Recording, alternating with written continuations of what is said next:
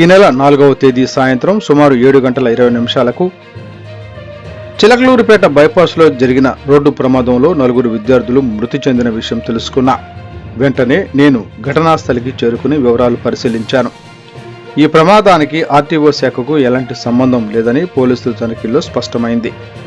వాహనాన్ని ఆపడం, బ్రేక్ వేయించడం, రోడ్డుపై ఎక్కడైనా ఆర్టీఓ సిబ్బంది కనిపించడం వంటి అంశాలు ఏవీ నిజం కాదు. అయితే ప్రమాదం తర్వాత సోషల్ మీడియాలో, కొన్ని ఎలక్ట్రానిక్ మీడియాలో వచ్చిన తప్పుడు సమాచారం కారణంగా అపోహలు ఏర్పడ్డాయి. ఈ నేపథ్యంలో నేను వెంటనే హైవే పెట్రోలింగ్ టీంతో మాట్లాడి చిలకలూరిపేట కొత్త రోడ్డు ప్రారంభం వద్ద ఉన్న పహారా కెమెరాల సీసీటీవీ ఫుటేజీని పరిశీలించాను. ఆ ఫుటేజీలో ప్రమాదం జరగటానికి 5 నిమిషాల ముందు నుండి జరిగిన ప్రతి దృశ్యాన్ని పరిశీలించాం. ఒక కారు ఓవర్టేక్ చేసే ప్రయత్నంలో కంటైనర్ను ఢీకొన్నట్లు స్పష్టంగా కనిపించింది.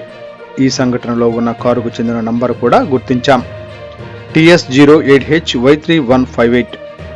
ఈ ప్రమాదం ఘటనతో మా రవాణా శాఖకు, ఆర్టీఓ సిబ్బందికి ఎలాంటి సంబంధము లేదు.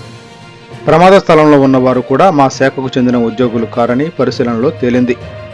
అందరూ నిజాలను తెలుసుకుని సోషల్ మీడియాలో నిర్ధారించాలని సమాచారం పంచకుండా ఉండాలని మనవి. వాళ్ళ ఎన్నో కెమెరాస్తో వాళ్ళు మానిటర్ చేస్తూ ఉంటారు ఆ సెంటర్లో.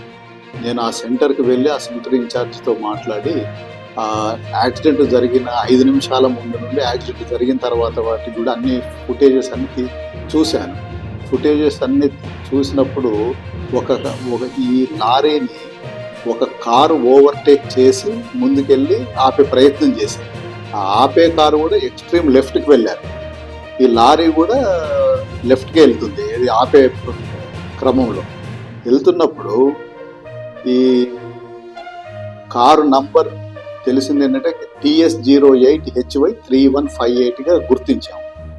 ఈ కారు మా ట్రాన్స్పోర్ట్ డిపార్ట్మెంట్లో ఏ ఉద్యోగికి లేదు. మా పల్నాడు రవాణా శాఖలో ఏ ఉద్యోగికి ఆ కారు లేదు.